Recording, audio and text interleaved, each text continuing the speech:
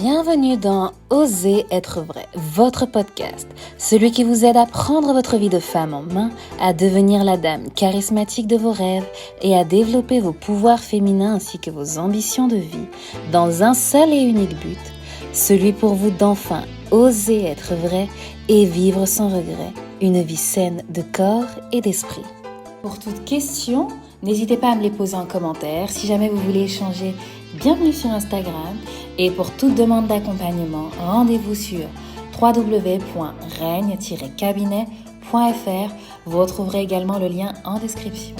Sans plus attendre, commençons. Bonjour à toutes, bonsoir à toutes, tout dépend de l'heure à laquelle vous m'écoutez. Bienvenue dans ce nouvel épisode. Aujourd'hui, on parle bien-être. Le bien-être, c'est quoi? Le bien-être, c'est un état. Je considérerais que c'est un état, un sentiment d'épanouissement, d'harmonie avec soi et avec ce qui nous entoure. Un sentiment de plénitude. Je dirais que le bien-être, voilà, c'est cet état, c'est ressentir toutes ces choses-là. Et en plus de ça, c'est un état qui va rassembler différentes catégories. Les choses, justement, qui vont composer votre bien-être vont toucher plusieurs domaines. Généralement, on les résume sous 4 domaines. Le domaine spirituel, le domaine psychique, émotionnel, le domaine social et aussi le domaine physique. Le domaine social, c'est intéressant. Pourquoi? Parce que à la fin de la journée, écoutez, on est tous des êtres humains et on vit ensemble, on cohabite. Chacun a sa maison, certes, mais on cohabite sur cette planète. Et l'idée, c'est que dans cette cohabitation, on est tous là les uns avec les autres pour interagir, en interagissant les uns avec les autres. Et on se rend compte que ces interactions-là, elles sont super importantes. Le besoin d'être entouré, il est très important. J'ai fait un podcast, le dernier podcast que j'ai fait, je parlais du regard des autres. Et dans ce regard des autres, il y a cette notion qui implique que souvent, ce qui va justement diriger nos décisions, nos prises de décision, nos actes, va être l'importance que l'on accorde aux autres. Tout ça pour dire que les interactions que l'on a avec les uns et les autres comptent. On leur place, on leur importance dans notre bien-être. À différentes mesures, selon les uns et les autres, oui, mais voilà. Pour tout un chacun, ça a sa place. Un autre exemple, c'est l'amour, le besoin d'être aimé, l'envie aussi d'aimer. Parce que certes, on veut recevoir de l'amour, mais on veut aussi énormément donner de l'amour et que cet amour-là soit reçu. C'est pour ça qu'il y a des personnes qui, c'est malheureux de le dire, c'est malheureux de le constater, c'est malheureux de le vivre. Il y a des personnes qui se donnent la mort, faute d'être aimées, faute de ne pouvoir donner de l'amour comme elles aimeraient le donner. Donc voilà, c'est dire à quel point le domaine social intervient à une très grande importance dans notre bien-être. Ce que je trouve personnellement intéressant aujourd'hui, c'est que cette notion de bien-être, cette recherche d'être tout simplement bien dans les différents domaines dans lesquels on est, professionnel, personnel, intime, conjugal, environnemental, le domaine aussi du plaisir tout simplement, bref, dans tous les domaines de sa vie, eh bien, en fait, tout simplement, on commence à s'en rendre compte. On commence à se rendre compte que dans ce qu'on fait, au final, on n'est pas juste des machines. On est des êtres avec tout un panel de sentiments, de sensations qui ont leur importance dans ce qu'on fait, dans les choses que l'on vit au quotidien. Et c'est important parce que, par exemple, dans le domaine du travail, aujourd'hui, il y a de plus en plus d'entreprises qui accordent une grande importance au bien-être de leurs employés. Donc, on va engager justement des coachs de vie comme moi. On va engager des happiness managers.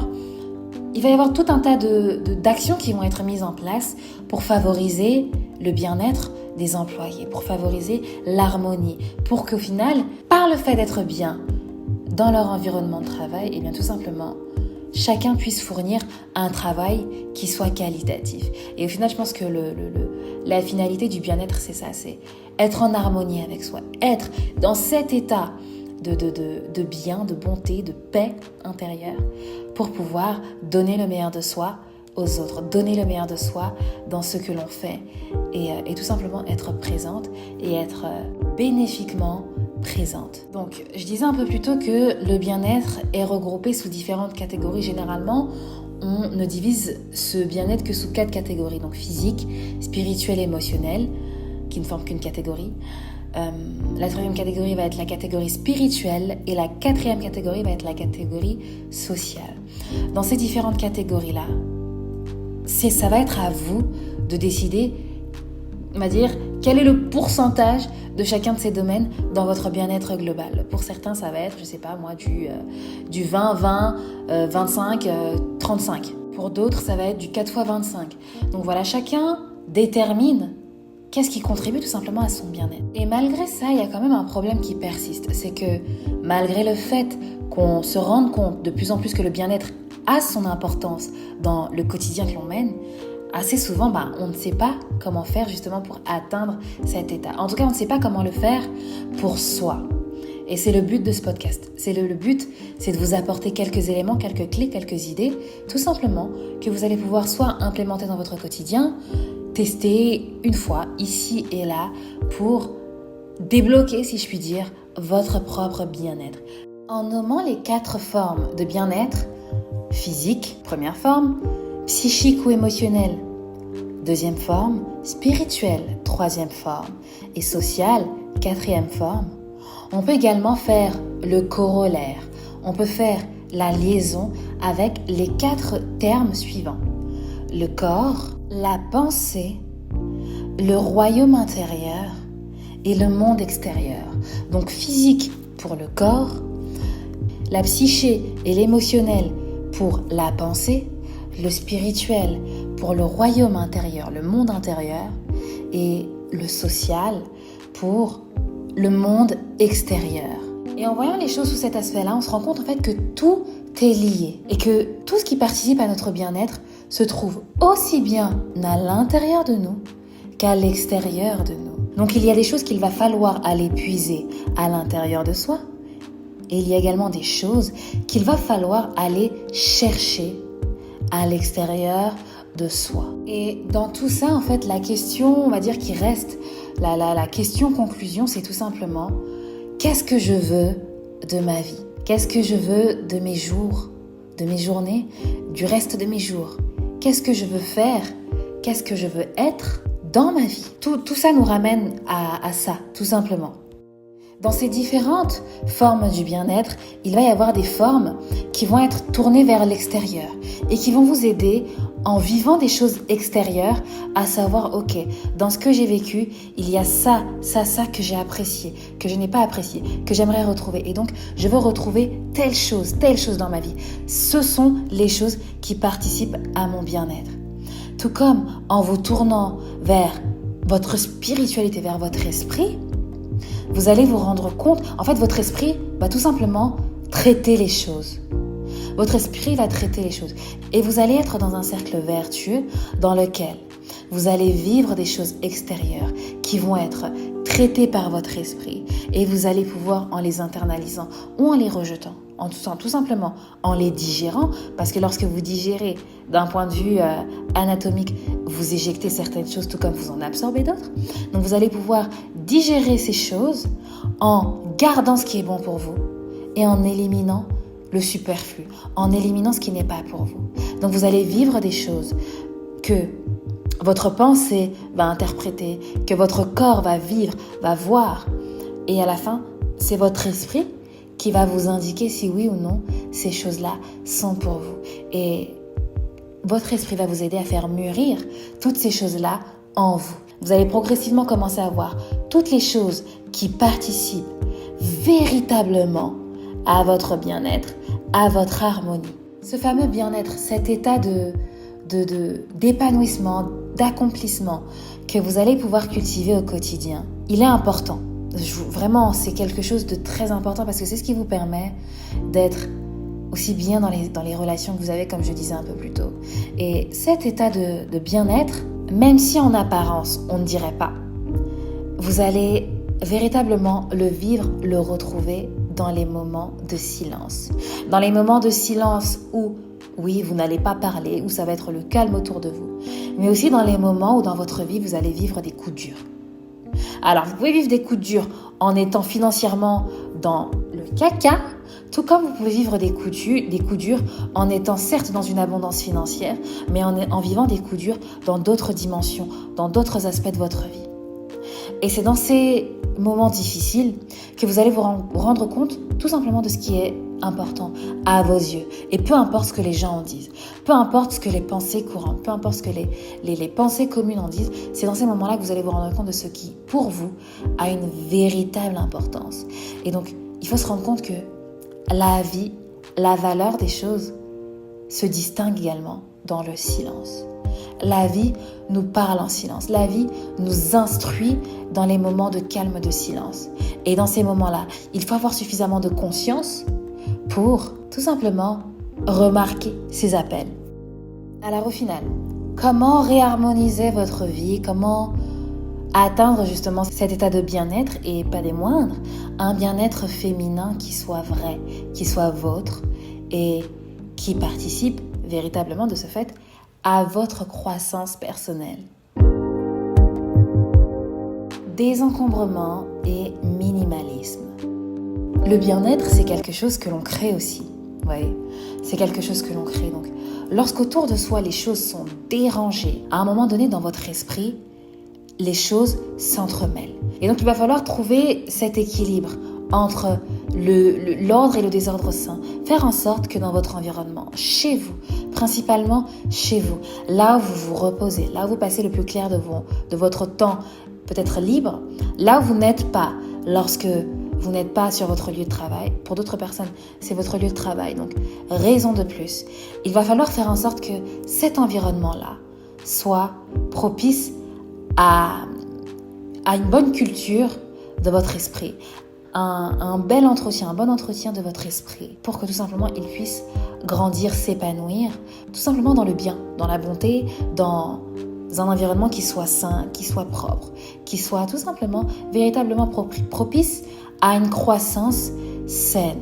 Et que cette croissance, de ce fait, imprègne votre réalité physique. Donc la première des choses, c'est vraiment ça, c'est de ranger, tout bêtement, de ranger son environnement, de le réorganiser aussi de sorte à ce qu'il soit plus pratique pour soi et qu'on s'évite de se fatiguer à faire le ménage, à désordonner l'endroit. Donc voilà, ranger, adopter, moi ce que je préconise toujours, c'est un environnement qui soit minimaliste, mais minimaliste selon soi et qui vous ressemble et qui de ce fait vous permette d'adopter des mouvements quotidiennement qui ne soient pas parasites, qui soient simples, qui préservent votre énergie et qui participent à ce que vous soyez en paix, qui limitent aussi votre stress. Être ce que vous vivez, être ce que vous choisissez, être ce que vous consommez. Vous connaissez l'adage qui dit que vous êtes la somme des 5 personnes que vous fréquentez le plus. De même, on dit également que vous êtes ce que vous mangez. Et à ça, j'ajouterais même que vous êtes ce que vous consommez. Et par là, j'entends plusieurs choses. Ce que vous consommez dans les médias, ça j'en parle assez souvent, les informations, mais également tout ce que vous consommez sur les réseaux sociaux contribue à la femme que vous êtes, contribue à votre bien-être.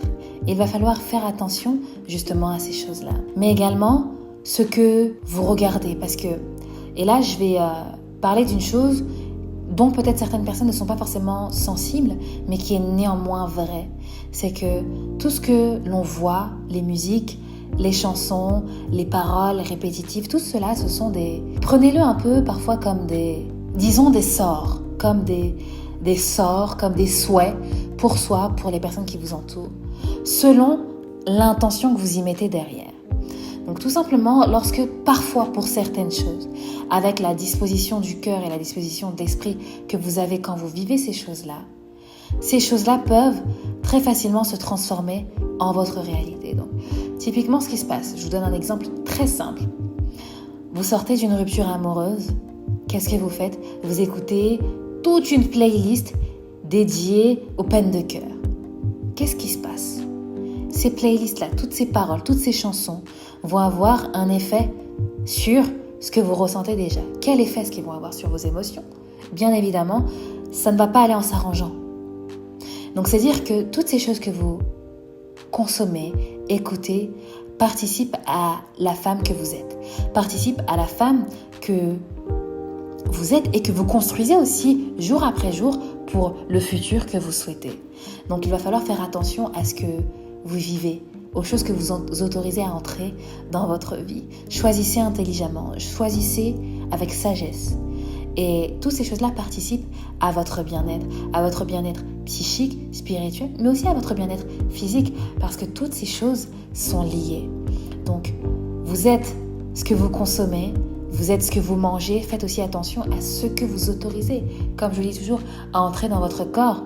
Portez une attention particulière aux sensations, aux réponses que votre corps va vous donner par rapport à ce que vous mangez, par rapport à tout ce que vous mettez sur votre peau, les crèmes, les savons.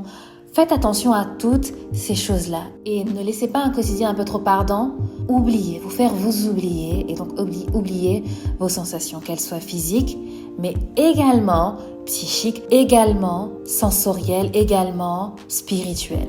Vous êtes ce que vous consommez. Vous êtes la somme des personnes autour desquelles vous vivez. En fait, tout simplement, créez-vous ce mastermind, composé aussi bien de personnes humaines, de personnes physiques, mais également d'éléments plus abstraits, que ce soit, je ne sais pas, une ambiance, une lumière chez vous, des musiques, des mélodies, tout comme ça peut être aussi des habitudes que vous allez mettre en place. Construisez votre mastermind de bien-être pour aujourd'hui, demain, mais aussi pour toute votre vie.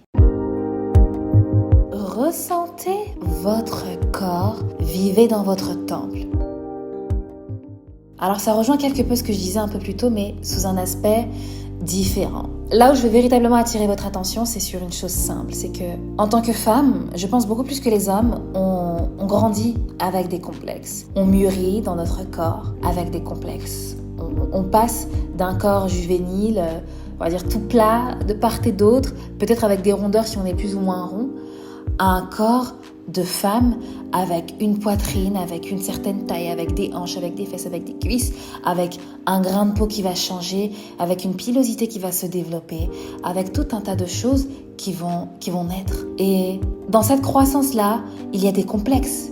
Lors de cette croissance, il y a des complexes qui vont naître, qui vont venir soit de mots, de paroles qu'on a entendus à notre sujet, directement ou non. Peut-être que vos frères, vos sœurs vous ont taquiné à maintes reprises sur votre poitrine, sur votre ventre, sur vos fesses, sur votre peau, sur différentes choses.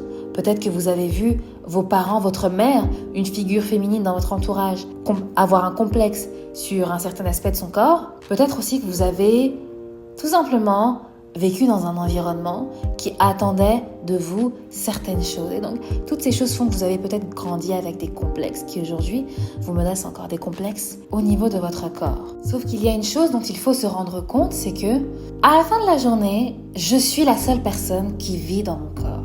À la fin de la journée, vous êtes la seule personne qui vivait dans le corps que vous avez. Ce n'est pas votre mère, ce n'est pas la personne qui vous a fait des remarques, des critiques. Donc, il va falloir apprendre à aimer votre corps, à l'apprécier et dans cette appréciation, apprendre à le ressentir et à y vivre, non pas à y survivre. Vous avez peut-être des complexes, vous avez eu des complexes qui aujourd'hui ont encore laissé des cicatrices, ok, c'est un fait. Mais à un moment donné, il faut sortir la tête de l'eau, il faut respirer et il faut se dire tout simplement, ok, aujourd'hui, je vis dans mon corps, il va falloir que j'apprenne à y vivre, que j'arrête de survivre dans ce corps, mais que je commence à y vivre. Et à y vivre véritablement, parce que ce corps, c'est ma maison, mais c'est également le temple de mon esprit. Et à travers mon corps, à travers mon esprit, je nourris, j'interagis. Il va falloir que dans tout ce que je fais, je puisse donner, moi ce que j'aime, c'est ça en fait, c'est donner de bonnes ondes. Et j'espère qu'en tout cas, à travers ce podcast, à travers les autres podcasts, c'est ce que je vous donne. Je véhicule, et c'est ce que je veux véhiculer, de bonnes ondes, pour que tout simplement vous puissiez un jour ou l'autre commencer à vivre en étant la véritable vous. Donc voilà, ressentez votre corps et vivez dans votre corps, vivez dans votre temple, arrêtez de survivre. Intimité féminine.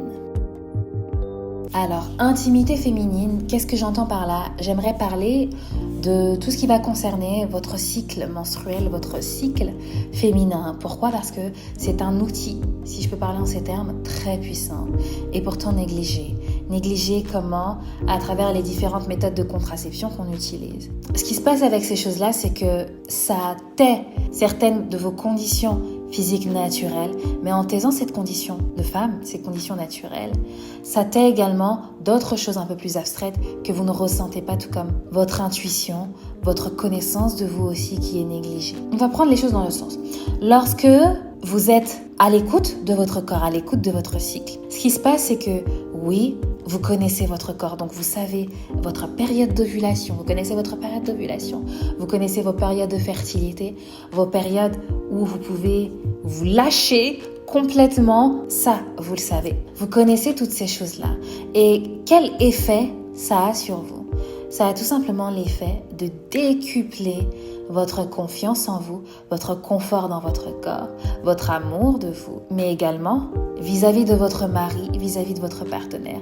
Ça décuple également l'attirance qu'il va y avoir l'un vis-à-vis de l'autre, en tout cas de lui vis-à-vis de vous. Pourquoi? Parce qu'il va avoir en face de lui une femme qui est en possession de son corps, une femme qui connaît son corps, qui sait comment réagit son corps. Et ça, c'est canon. Ça, c'est quelque chose de magnifique. Et il faut en profiter parce que, oui, c'est un atout pour vous aider dans votre vie sexuelle à réguler les périodes de vie où vous voulez procréer, les périodes de vie où vous ne voulez pas. Mais c'est également un grand outil de séduction. Pourquoi? Parce que ça démontre d'une véritable écoute de soi, d'une véritable connaissance de soi, une connaissance de son corps, pas juste sur l'aspect extérieur, mais sur l'aspect intérieur. Et la connaissance, c'est le pouvoir. Et le pouvoir, c'est canon. Donc voilà, reprenez contact avec votre corps, saisissez l'opportunité de renouer avec votre cycle pour renouer avec votre confiance en vous, celle qui est en vous, vraiment qui est profonde, une qu'on aura du mal à vous arracher. Et apprenez de cette manière à développer également votre intuition. Parce qu'en étant justement à l'écoute de vous, vous développez aussi votre intuition, l'écoute de votre esprit. Et ça participe à votre bien-être. Pourquoi? Parce que dans ce que vous faites au quotidien, vous avez l'œil. Vous avez l'œil et vous savez ce qui est bon ou non pour vous. Et vous arrivez à prendre des décisions qui sont saines, des décisions qui participent à votre croissance, à votre bien, à vous, mais également au bien des personnes qui vous entourent. Vous êtes tout simplement une femme vivante en conscience. Voilà, c'est tout pour ce podcast. La partie 2 qui va concerner un peu plus le côté alimentaire, le côté bien-être au sens sanitaire, si je puis dire, arrive très prochainement. N'hésitez pas à me poser vos questions en commentaire ou alors en privé sur Instagram ou tout simplement à venir échanger. N'hésitez pas à vous inscrire à la